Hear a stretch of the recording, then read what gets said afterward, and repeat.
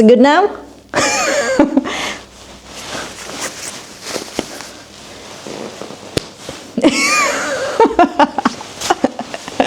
You good? Are you good? Let me check. Let me check. Wait. Let me check.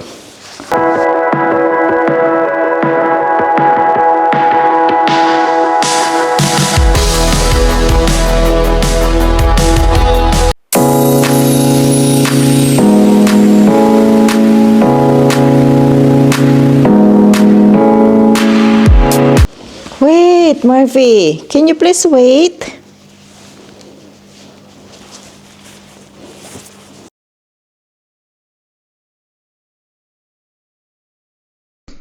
Hey everyone! Welcome to Pinay PUB in Europe, and this is Sha Story. For today's vlog, mag-walking ulit kami ni Murphy, pero this time sa kabilang side ng area namin. Ito yung isa sa pinaka-favorite naming walking path kasi ang daming puno, sobrang relaxing ng vibe, at ang daming spot na perfect pang picture na talaga namang pang Instagram talaga. By the way, late upload na naman itong video. I'm currently trying my best na ma-upload lahat ng videos na nakasave sa laptop ko. So bear with me guys! Sa mga curious kung paano ako napunta dito sa Germany from the Philippines, I got married last 2025 to an American, and ngayon we are living here in Germany as a DOD civilian wife. Maraming nagtatanong kung paano ko na-survive yung 1 year ko dito na walang work while being full-time housewife. To be honest, it's all by God's grace talaga. As an independent person na hindi sanay ng walang ginagawa, mabilis talaga akong mainip. Kaya nag-search ako online kung paano makahanap ng sideline dito. Kasi iba pa rin talaga kapag may sarili kang income. At syempre, ayoko naman iasa lahat sa asawa ko. Pati pambili ng panty ko, kailangan kong ipabili sa kanya, di ba? Char! Being a Pilipino na lumaki sa probinsya ng Bicol, Oragon ini, hindi naman tayo mapili sa trabaho basta marangal at may kita. Hindi siya naging madali, but I keep praying and surrendering everything to God. At it says in Proverbs 16 verse 3, commit to the Lord whatever you do and He will establish your plans. Kaya hindi ako nag-worry because right now, I know God is in control of my life. And ayan guys, yung mga apple na sinasabi ko sa inyo. So, ayan. Look at this apple guys. Ayan, nalaglag lang siya lahat dyan. Walang pumapansin ng apple dito sa Germany. Nandyan lang siya sa lupa lahat. Yan. Apple tree. Yan, apple tree yan guys. Nandito lang yan sa dinadaanan namin ni Murphy. Papunta dun sa favorite place ko na nilalakaran. So actually, dun kami maglalakad ngayon sa woods. So gustong gusto ni Murphy maglakad sa woods. Ayan, meron pa dito guys. Ayan o. Apple. Look at this, apple. Diba? Ang daming sayang na apple. Ganito dito kapag mag-winter na guys. Apple season talaga siya. So ayan, mga apple, ano yan, tree. Naubos na yung mga bunga nila, kakalaglag. Yan. So, ayan. Mag-shortcut kami ngayon ni Murphy. Look at Murphy. Murphy, are you happy? Murph, stop. Are you happy? Are you? Are you happy? Okay. Happy daw siya. Let's go. So, mag-shortcut kami ngayon ni Murphy kasi gusto kong dumaan dun sa woods na yan, guys. So, dito kami dadaan sa kalsada. Sinisipo na ako. Wala pa akong 30 minutes naglalakad, guys. Pero, gusto nang tumulo ng sipon ko. Dahil sa lamig. Malamig siya. Ayan. Dito kami maglalakad ni Murphy kasi para doon kami makadaan sa woods. Gusto kasi ni Murphy na sa woods kasi nakaka-takbo-takbo siya. Yan. Pag yung walking fat kasi ganyan, hindi ko pinapakawalan si Murphy kasi minsan may mga naglalakad na may mga aso. So, which is si Murphy naman, never to nang aaway. Sobrang napakabait na to ni Murphy. Kahit nakakatakot yung itsura nito ni Murphy kasi nga, malaking aso. Pero, kapag nilapitan ka nito ni Murphy, aamuyin ka lang niya. Never yan ng away ng aso. Murphy, let's go. Kaya kahit may mga winawatch akong mga ibang dog sa bahay, si Murphy, wala, ano yan, yung buntot niyan, wala. Ganyan siya kabait. Nagiging siga pa yung mga aso sa bahay. Yung mga aso na hindi talaga aso namin, sila pa yung nagiging siga. Pero si Murphy, kapag inaaway lang yan, magsasabihin niya lang, ganyan lang yan si Murphy. Pakabait na aso.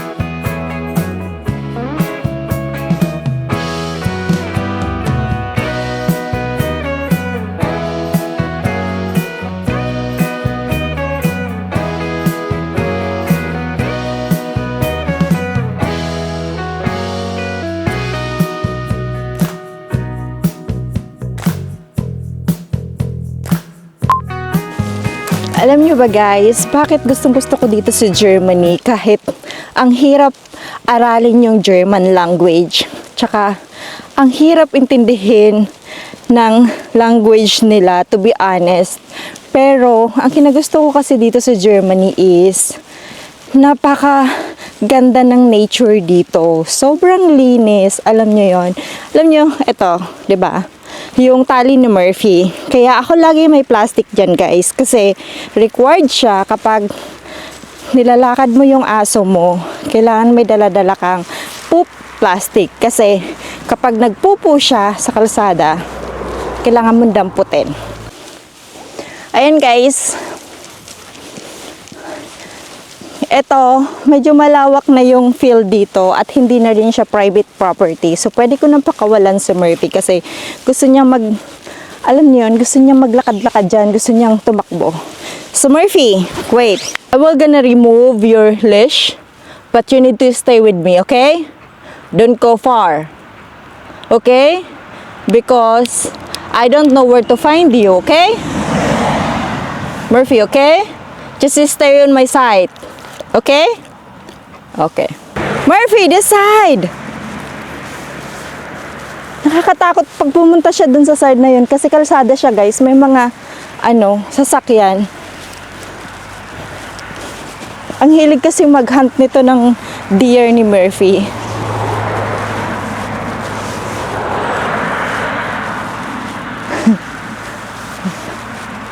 Just stay on that side, Murphy, okay? Yan. Kaya gusto ko siyang nilalakad kasi exercise sa kanya yung nagtatatakbo sa field kapag nagwo-walking kami. Ganyan lang yan siya. 2 hours later. Guys, may pusa dun sa unahan namin. Hindi pa nakikita ni Murphy. Pero, ayan yung pusa. Itim na pusa.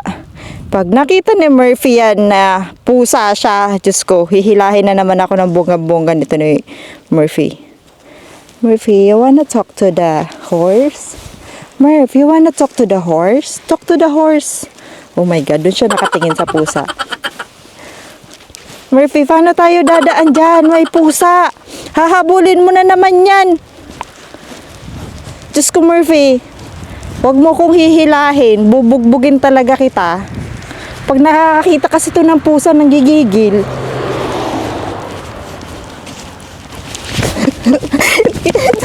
Murphy, stop!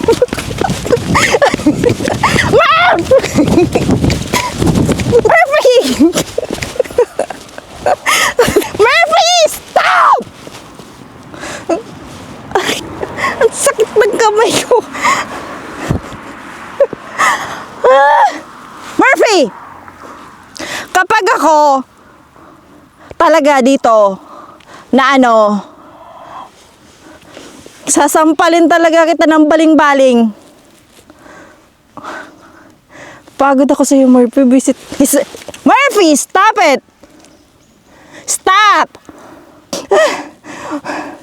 Lumabas yung sipon ko sa iyo, Murphy. Visit ka. Murphy, stop it! Stop!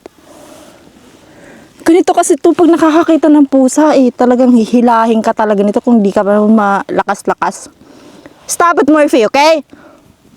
I will not gonna take you for a walk again. Ay, napagod ako, visit. Stop it, Murphy! Murphy, stop!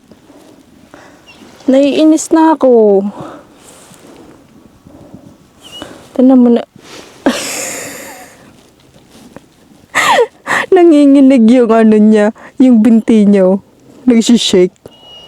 You stop it, Murphy. You stop. Stop. Stop.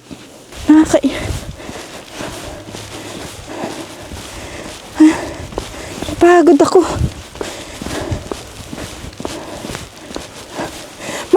Murphy!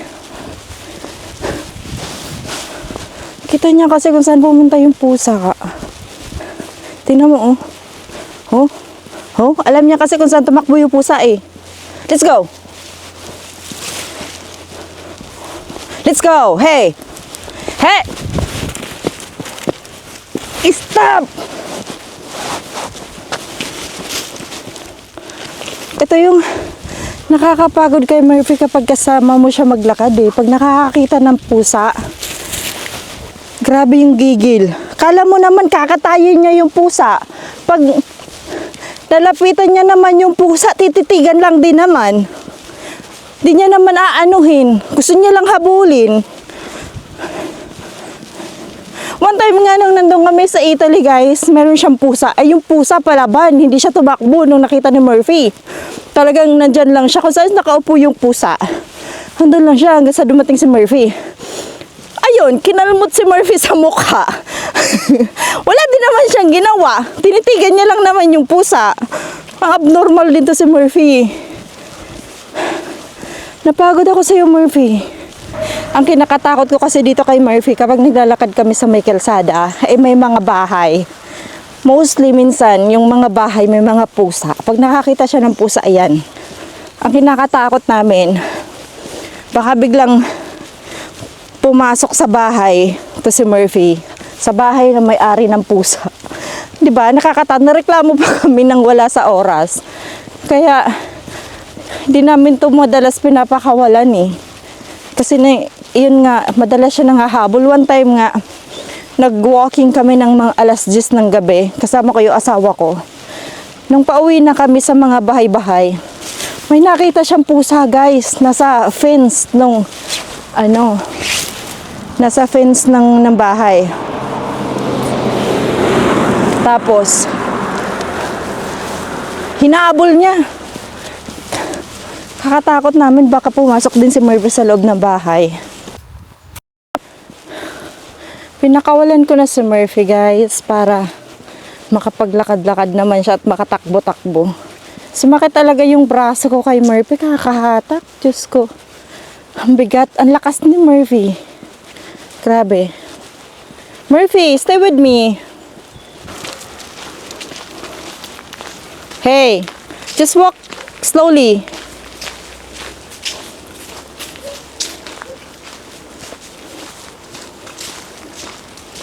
Ang ganda ng view dito guys.